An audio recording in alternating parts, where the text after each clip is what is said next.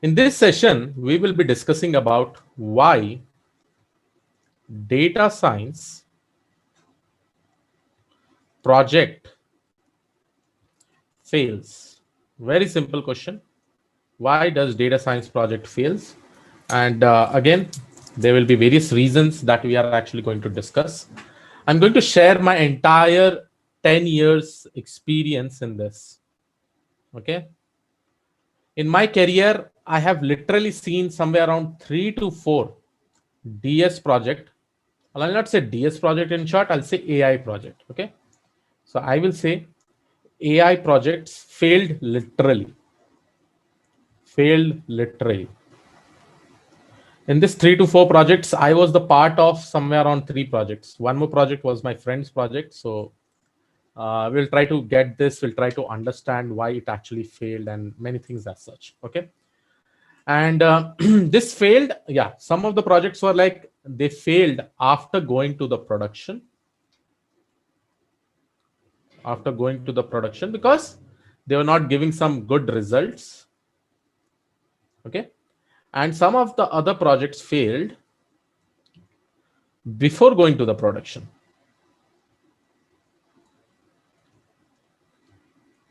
Before going to the production. Okay. So this is our first topic that we are basically going to discuss. And here I'm going to share literally my experience. So whatever experience I have in data science industries and all.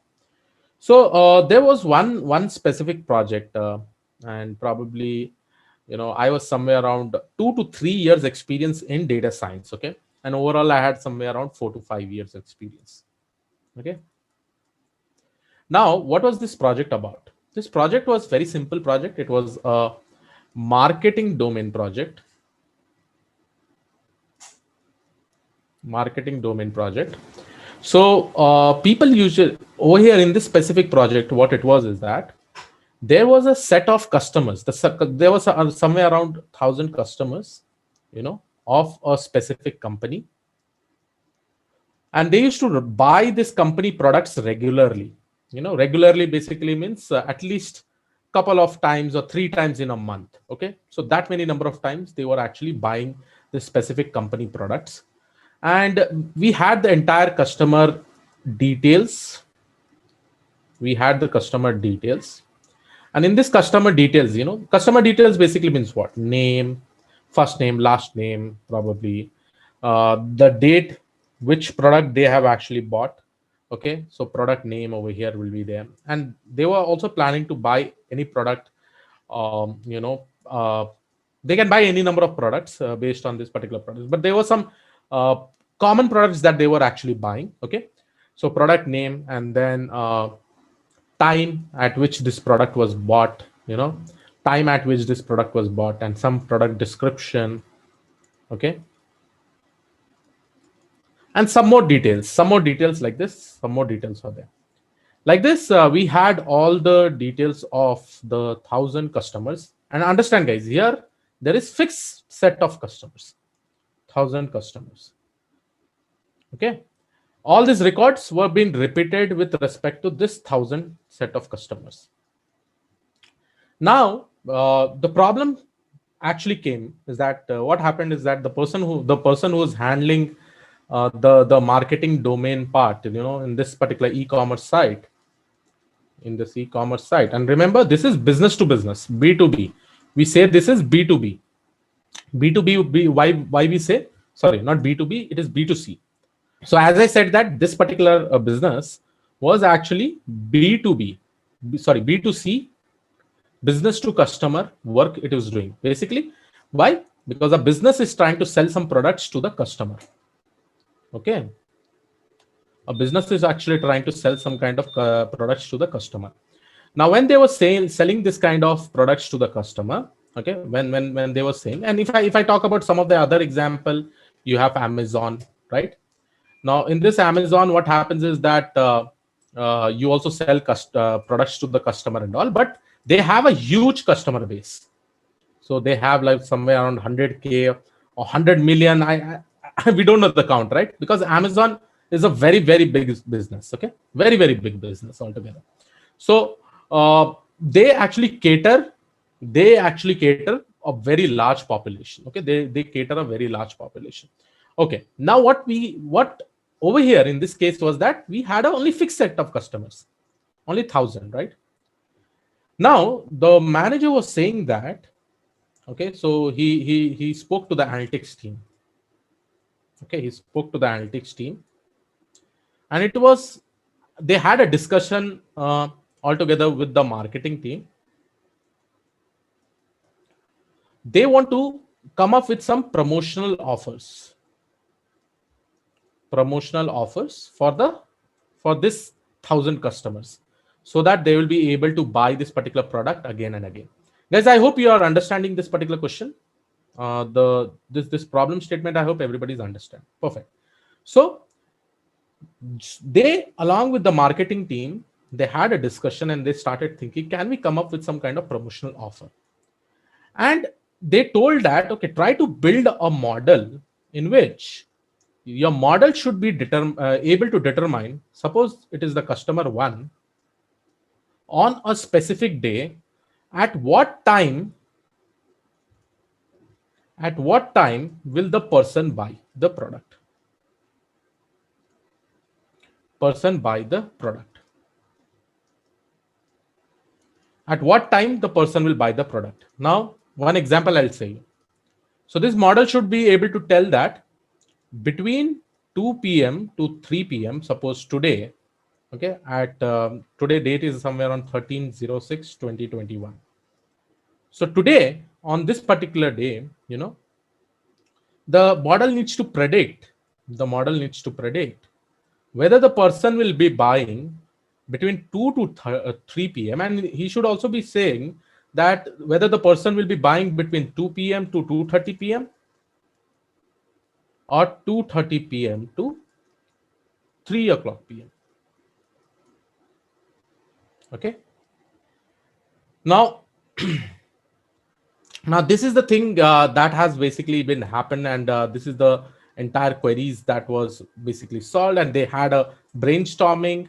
So the problem statement in short is that to predict when the person will buy, at every hours they have to predict. Suppose that today 13/6, based on the previous history, they need to basically predict whether at this particular time the person is going to buy the product or not, the customer is going to buy the product or not.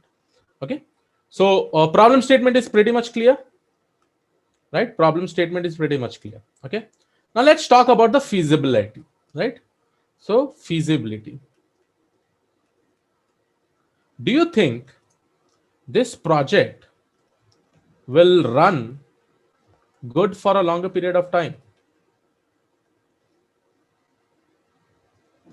Whether this project will run good for a longer period of time, right? And many people are saying no. Why no? And here, see, here the interaction between this particular team was that the manager is saying that I want this. The analytics team said, okay, let's go ahead and do this. So for this, they'll just take the data from the marketing team and they'll try to build a model. But understand about the feasibility, guys. Understand about the feasibility, right? Now, how, just imagine if you want to predict whether a person is going to buy something or not, every 30 minutes, this is the major restriction. I don't know why the manager actually thought of this condition. Obviously the manager may be looking for this requirement, but whether it is feasible or not. So who should have given this particular information, saying the manager that obviously this conditions that you have given, right, it will definitely not work. We will definitely not be able to get some good models. Why? Because it is very difficult to predict what the person will do for the next 30 minutes. The type of data that you have within yourself, the past history information, the person may have bought 3 to 4 times in a month. Right? So not only 3 to 4 times, suppose they have bought around 10 to 12 times a month. So how they will be able to do the prediction for every 30 minutes, right? Now over here, what was the main problem? Okay, discussion is going on, brainstorming is going on. The manager has given this requirement. Let's consider the manager as the product owner. Product owner. Now the analytics teams, who are the analytics team? There are various roles in analytics teams, guys. Suppose I will say an analytics manager, or a good data scientist, a data analyst, and they can be many people. They should also had discussed all these things and they could had put their points. But right now there was less communication, and obviously in this particular case, in the company that I was working, there were no analytic manager. If there would had been an analytics manager, definitely he would had raised this specific point. There was some junior data scientist, or junior data analyst, and this manager was from the client location. So in that company, how we were actually working, we are working for some clients, and this client will be taking from the third party vendors around 2 to 3 developers, and they'll be doing around 2 projects at a time, right? Now tell me, if I now suppose if I was the analytics manager or I was a senior data scientist, could I not had raised a point saying that for 30 minutes it is very difficult? For 30 minutes it is quite difficult, every 30 minutes. Instead, I can say that whether on 13th 6 2021 the person is going to buy or not. Person is going to buy or not, right? Is this feasible? Is this feasible? Whether the person is going to buy or not on this specific day based on the previous information. I have the monthly information from past 2 years. Now, what did I do? What did I do? I have just thought of this feasibility condition because I am an experienced data scientist. I am an experienced person. I have solved various problems. So I definitely know that for every 30 minutes, I cannot predict it because I am not God. I am not God, right? Or I'm not that Pandit who will be giving you future predictions of your life, right? This future prediction I cannot give, right? I don't have a parrot. How many of you have actually shown your future with a parrot? I think everybody has done that, right? Right? Again, I'm not making fun of Pandit. I'm just this Pandit basically means the person who actually shows future, right? Shows future, right? So the person is going to buy or not, I can definitely do it for one day because my data may definitely support this, right? My data will definitely support this. This is perfect. Perfect. Now what happened is that there was no there were no senior data scientists. The junior data scientist, whatever the manager told, in order to impress him, they created a model. At the end of the day, what happened? They created the model. They started jumping. First of all, we got 95, 96% accuracy like this. Okay, 95, 96% accuracy. And then finally, you'll be able to see that. What happened after this? For the new data, when the client gave, it literally failed. I'll say it literally failed. Failed. The accuracy was somewhere around 42%. This is random. If it is randomly guessed, then it is at least greater than 50%, right? So here is a condition where you have done worse than the random guess. Obviously, this is a kind of your overfitted model. I'll not say overfitted model also, guys. I'll say a very bad model. Because I don't know what business use case you have actually discussed. First of all, this is not a data science problem altogether. If you want to make this as a data science problem, you really need to work on the feasibility and what is possible, right?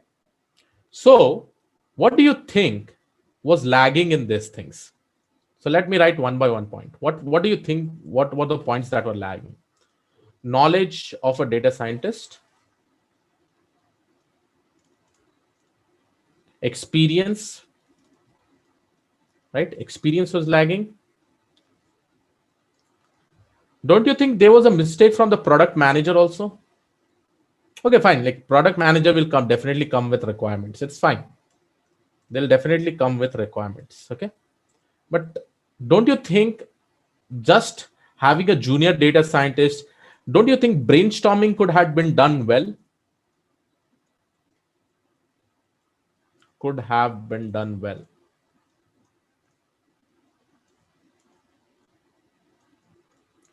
Okay. Now what happened is that, guys, I'll tell you. After this particular project went live, right? Went live. Okay, went live. That time I got hired. Krishna got hired in that company. And it is true story, guys. Krishna got hired in that company. And who is Krishna? Krishna is a lead data scientist. Krishna is a lead data scientist. And already he has actually worked in around 4 to 5 projects in the previous company like Honeywell, Sapient. Okay, all these companies he has actually worked in this kind of projects. Okay. Now, what Krish, as soon as he came and saw this, as soon as he saw the data, he went to the manager. He told that, manager, this is not possible. You at least, I'll add 2 feasibility. You tell me which one to be done. I told that either you can predict it for a day, or you can also divide this day into half, and you can say that whether the person is going to buy in the first half or the second half. This is what I can also do. Do you think I gave the right idea to the manager? Right? To the right to this particular manager just by seeing the data, right? Now you may be thinking, what, Krish? You came after the model was deployed, right? No, I came before that. I was just still discussing, I was still discussing like what are the possible scenarios. Okay, so this idea I gave. Okay, first idea I told that I can predict the probability whether the customer will buy on the first half of the day or second half of the day. Okay, first half of the day or second half, like morning or evening. The second condition I told that one day probability I can definitely do with good accuracy. Okay, with good accuracy. So these 2 points I actually mentioned to the manager, and later what? But see, if these all points could have been covered earlier, what would have been happened? And trust me, this junior data scientist, what they did is that they took 2 months, not 2 months, I'll say around 15 to 20 days to complete this particular project. Okay, 15 to 20 months. They did all the feature engineering that was required. They did everything. Okay, they did everything. Okay, so 15 to 20 months. But after this, when I said that, again it took another 1 month. Don't you think we have just wasted so much of time for a simple use case, right? Now if we had invested proper amount of time in brainstorming, don't you think that we could have saved this particular point of time? Now what had happened is that in this 15-20 days, the information that was shared to the client, the output of the product that was shared to the client with the accuracy, later on when they tested new data, they were so much devastated they canceled the project.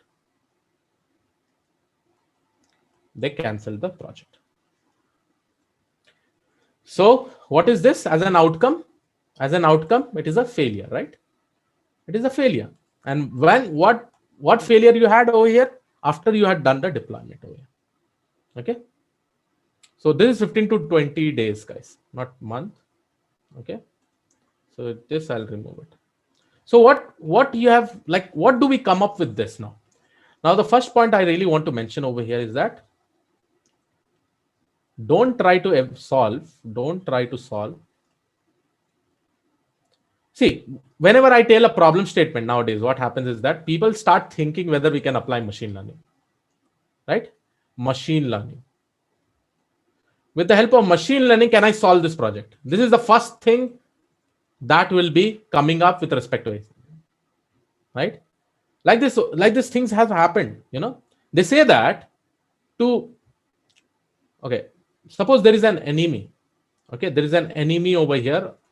Okay, he's doing some bad work. Suppose there is a soldier over here, and the distance is hardly 5 meters. Now, suppose this soldier wants to kill this enemy. Will he open a rocket launcher to kill him, or can he just come up with a pistol or a gun, small gun, to kill this particular enemy? Right? He'll not open a rocket launcher. Rocket launcher is just like a machine learning. What will happen when you take up a rocket launcher and start firing this fun guy? You will fire him, okay? He will die, but you will also die. And obviously, one rocket launcher, how much cost it may involve? Cost will be very, very high, right? Expensive. So, in short, you're wasting money. So, the first condition that I told you, please always check the feasibility of the project. Does it require machine learning at all? Feasibility of the project. Does it require at all machine learning to solve it? Okay, machine learning to solve it.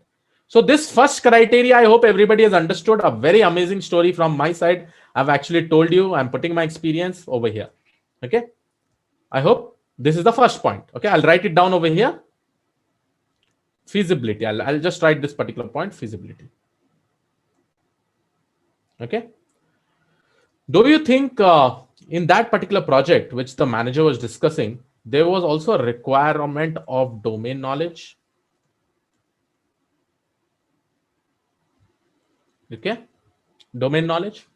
Okay, let me tell you another incident. Do you want to hear this incident? Second incident. Do you want to hear this incident? This is pretty much fun. Okay, so we were doing a logistic domain project. Logistic domain basically means the company used to produce some food products. We need to acquire some raw materials for the upcoming 6 months. Now, in order to do this, what all will be dependent on? Will be dependent on the data, will be dependent on the climate, right? Will be dependent on the cost, will be dependent on the budget, will be dependent on the sales. So there were many things. And this logistic domain altogether, they had 2 senior people. Okay, 2 senior people. They're very good. They were working in that particular client side for 5 years, suppose. They were handling the entire logistic part altogether. Now, what happened? Suddenly, both of them left the job. And before leaving the job, they initiated this particular project. Before initiating the leaving the job, before leaving the job, they initiated this project. We had understood 20% of the project. Okay. Now, after the leaving the job, what will happen? New people will come. New people will come, and obviously, these people were good at in this logistic, right? But don't you think for this particular problem statement, you will be requiring more knowledge when compared to these new people, right? Like how previous people had, so that experience, that 5 years of experience, they had seen a lot of things, right? Don't you think this experience will be very, very much handy? Yes, obviously this experience will be very, very much handy. But now what happened? New people actually came, and we had only this 20% of the data and this actually took around 2 months of brainstorming. Why we took 2 months of brainstorming? Because here I was a senior data scientist. Okay. There was another lead data scientist who was senior to me. He was pretty amazing. I think I've learned for this particular person a lot. I think I learned many projects from this particular person. His way of thinking, his way of analyzing, his way of brainstorming. Okay. And we were able to grasp 20% of the entire information, which was very, very important information to derive the project. Okay. From this, we understood many derived feature that we need to focus on. Derived feature is not, it's a very difficult task, guys. From some of the features, we'll try to derive a new feature by applying some mathematical equations. And this is only possible when we have some kind of domain knowledge, like which is this derived feature we are trying to come up with. There will be some new physics term, there will be some mathematical term which you may have not heard, and suddenly a formula will pop up in front of your face. A formula will pop up in your front of your face and you'll be thinking why. But this lead data scientist always used to make sure that why that formula is used, what is the main reason why we are using that. And that is how I have also learned. When you try to work with this guy at least for 6 months, or this kind of guys for 6 months, guys, trust me, you'll learn a lot. Okay. Now, after this, when these new people came, this guy came, he always used to set up meetings to understand about the remaining part, and these people who used to not provide the entire information. Okay. Entire information.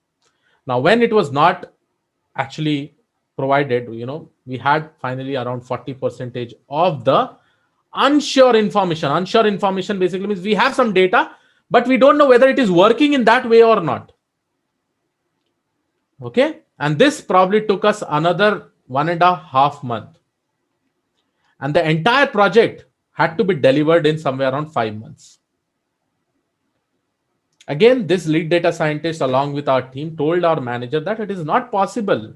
If we try to create the model now with just this much information, it may literally fail. What you're thinking of, it may literally fail. With this particular data, I hardly will be able to understand only 30% of how the model will actually be performing. This is called as explainable AI. Explainable AI. Like, how do you explain an AI? How an AI model will explain us? Why did it took this particular decision? But there was pressure from the entire team. So finally, we built the model. The model worked well for 1 month. But with respect to the upcoming requirements, there were a lot of upcoming requirements which the model was not able to satisfy. Okay. Now, who should be facing this blame? Because you have invested so much of money,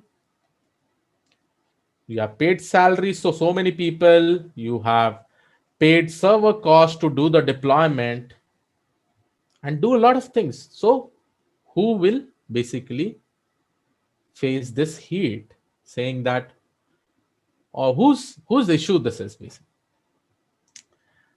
And here also, if somebody asks you why this project fails, you should, as a leader, you should always take that it was because of us at that point of time. Again, anyhow, this lead data scientist told that specific manager that please don't go ahead with this because we just have this many information. But manager, we have some client pressure, right?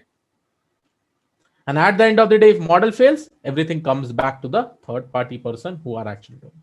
And again, usually there is a terminology called as tu meme will happen at the end of the day. I told you this, I told you that, tu meme will happen. And at the end of the day, this project also failed. Okay. So that is the reason why I tell you guys, domain knowledge is very much important. Without domain knowledge, it will not be sufficient. Okay. Right. When I talk about domain knowledge, coming up with all the important features, all the important features, probably one or the other feature is required, probably this, who will be able to say if you have the right domain knowledge person? Because understand, if you are working for the first time in the logistic domain, if I don't have any knowledge, so what I will do, I can only ask some general question, right, related to this kind of questions. Who will be able to do it? Who is doing this specific work? Okay. What is tu meme? Tu meme means it is because of you this we have failed. No sir, I told you this but you did not follow this. Okay. Now the things comes. Okay, one very interesting question is that you can also say this as blame game. Okay. What happens during brainstorming? It's just to understand what the problem is and how we are going to solve this problem. There, data will be required. From where we'll take the data, then probably which are the important features in the data, should we derive any derived features, everything. This kind of information will be there. Okay. So all this kind of information you will be able to see it. Okay. So these are some of the brainstorming techniques that we actually do. Okay, understand feasibility. Again, I'll write the second point also over here for you, so that you always have this called as feasibility. Feasibility basically means, so don't try to implement or try to solve everything with the help of. So this will be my domain knowledge. Now, some more points after explaining things. Can't you say inexperienced data scientist? Inexperienced data scientist. Can I put this particular term? Okay, inexperienced data scientist. And they, because of this also major things will happen. You know, like one of the case was given for the junior data scientist, and obviously we can't expect a junior data scientist to solve a project. They will be pretty much interested. They are like young blood. They will be very much interested to solve this particular problem, right? Okay, now the next thing comes, which is very much important, is that insufficient data. Insufficient, this can also be a major problem. And in one of the problems we have said, I'll not say insufficient, I can say insufficient, and I'll say insufficient and accurate data. Okay, insufficient and accurate data. Let me give my experience. Okay, now suppose I was working in an IoT project. Now in IoT project, what we have is that there will be an IoT device. Okay, let's take this example. Can I say smartwatch is an IoT device?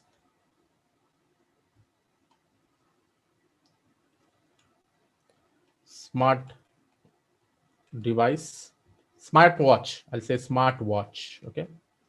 So what I'll not take smartwatch, because at least the smartwatch will be giving you some accurate data and all the other information and all. Okay.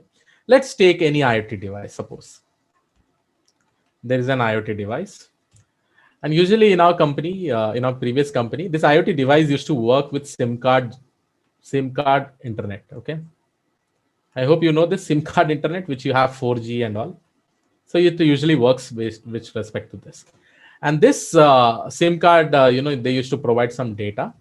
This data used to get saved in some server like AWS, S3 bucket. Okay, these are live stream data. Now, when as a data scientist we are analyzing this particular data. Okay, as a data scientist we are analyzing this particular data. S3 bucket is just like a storage device, guys. Just like Hadoop, right? Hadoop or big data, right? So S3 is just like a storage device. Just think for this particular manner. So when we were analyzing the data, we found out some of the data pattern which were having very unique or very, very different values. Suppose I have something like this. Suppose I have one of the feature like battery temperature. This IoT device used to be put up in ATM centers. Okay. Now what happened? There was one feature in this IoT which is called as battery temperature. When we used to see this kind of data, suppose I'll say this battery temperature. Okay, guys, I hope you're having fun in understanding all these things. Is it interesting? I'm sharing my entire experience to you. Okay, so battery temperature had some kind of information. Just let's consider that this may be accurate or inaccurate. I'm just putting some information over here. Suppose it is 25 degree, then it is 26 degree, then it is Celsius. Okay, it is in Celsius, then it is 29 degree. Then suddenly one data is basically shown as 500 degree. Not 500 degree, minus 500 degree. Okay, minus 500 degree. Then suddenly one specific data is basically showing as 40 degree. Then suddenly it again comes back to minus 15 degree. So this kind of data is there. Okay. Now, and again, you can, okay, I'll talk about this also. So fine, when we got this particular data, not only battery temperature, there was something like discharge power. There are a lot of features like this. Okay, a lot of features like this. And they were getting some different values, sometimes a NaN value, some other values and all. Now, when we spoke with the domain people gave a very amazing answer that, sir, in this, there will be a SIM card. If the SIM card is not getting connected or if the signal is not coming, they usually give this kind of data. right? They usually give this kind of data. But okay, that is fine, I told. Okay. But usually inside a room temperature, when the AC is working, you will be at least getting 27, 26, 29, or at least 20, 21. How you are getting 40 degree? Or how you are getting 50 degree? So this kind of question when we asked, suppose the domain people are not able to answer this. Then what we should consider? Okay, I can basically create a pipeline which will basically say a pre-processing step I will write, which are the good data or which are the bad data. I can do this. And in the upcoming projects, you'll be doing this work also. Which are the good data and bad data, I can remove that record. But if I have this kind of data over here, even when the domain knowledge person is not able to say, then what do we do in this particular case? Because this may not be an accurate data, right? It is not possible feasibly. Inside a room temperature where the AC is running like anything, if AC also goes off, there is a backup for that, right? So what all this kind of data will be there? And this entire record may be important. The other data may be important with respect to this, right? So what happens in most of the scenario, now I just gave you an example of one feature, right? Yeah, this is called as a data validation technique. Data validation technique. But understand, if we are removing all the bad data, probably this is treated as the bad data, the other feature may be important, right? The other feature may be important. Yeah, and again, guys, I'm not telling that this will not be getting answered by the domain expertise. There may be some of the other problem that may happen. Probably some of the questions they'll not be able to answer. Now, what based on their assumptions, we will make some assumptions. We will make some assumptions based on their assumption, right? And this assumption, what if the entire assumption is wrong? Then we will face failure at one point of time. Now, what is the problem in this, guys? Trust me. I was alone working in this kind of projects, doing this analyzing part. No, it is big headache. Why? Because you have huge data. One more problem I'll show you. Suddenly, and remember, whenever we get this kind of data from IoT devices, this usually comes in a JSON format. You know, most of the time it comes in the JSON format. Now, suppose in this IoT device also, you know, there were some patch updates used to happen. Patch updates. Now, when this patch update used to happen, previously I had actually made sure that I'll parse this JSON. I'll do all the data pre-processing, data validation, everything, and prepare my data for everything, right? But now, because of this patch, this entire JSON data has got formatted. Formatted basically means this format has got changed. Now, what will happen if the format has got changed? This entire thing will fail, right? And if any format is getting changed, the domain people should actually tell us accurately. Okay. And here also we have to sit continuously with this team to understand every feature change that has happened. Because when we are again pre-processing this new data, we should not skip any important information. So in short, we say that here also the data scientist will be pulling his hair. Pulling like this, pulling his hair. Right? And because of this incorrect data, you know, there may be situation, right? When this patch has got updated, a new feature have been added, any new feature. And we should also write some kind of pre-processing so that, and obviously we'll try to write as much as generic code, but understand if the format changes. Suppose inside this particular feature in the JSON format, they are multi-nested JSON like this. Then what you'll do? Multi-nested JSON. Just imagine that I was now getting some information like this. So this is my name. Like this, I was getting one JSON initially. Now what will happen is that now I will be getting something like this. First name, multi-nested JSON like Krish, and last name like Nayak. So here what has happened? A single JSON was actually coming. Now this is happening in this way. We also say this as batch. batch for pre-processing. Okay, so all these things. Now, because of this, we may get bad data. We may face different type of problems. So at the end of the day, what will happen? You are at the loss. This will take more time to do, right? So insufficient data and inaccurate. So I am saying that I need to get more accurate data. That is also one of the problem. Okay, and sometimes my IoT device will not be able to give some amazing data. Also, it will be so bhadda, dirty. If you see that data, you'll run away from that. It will not be in CSV file all the time. CSV Excel भूल जाओ job मिलने के बाद भूल जाओ इसको.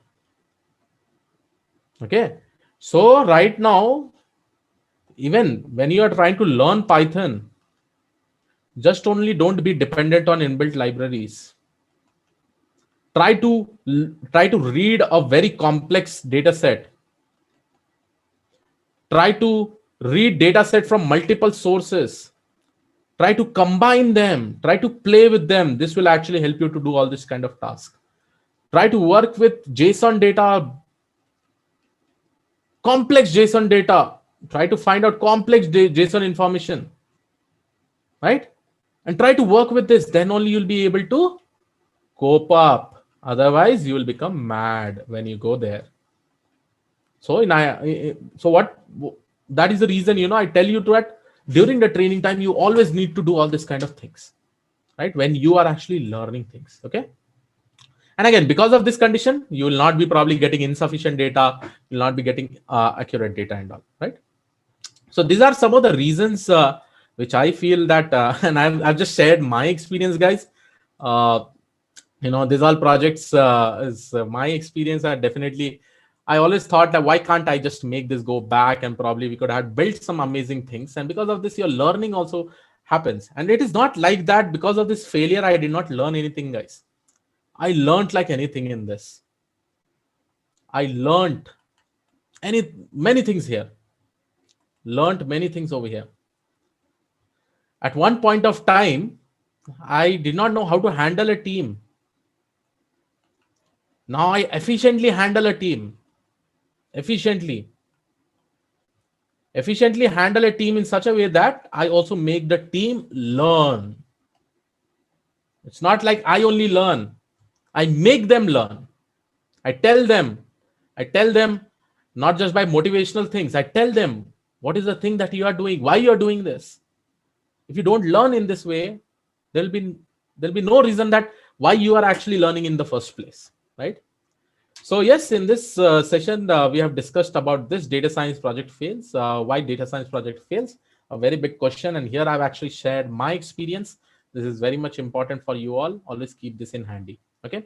And do let me know if you like this particular video. Thank you.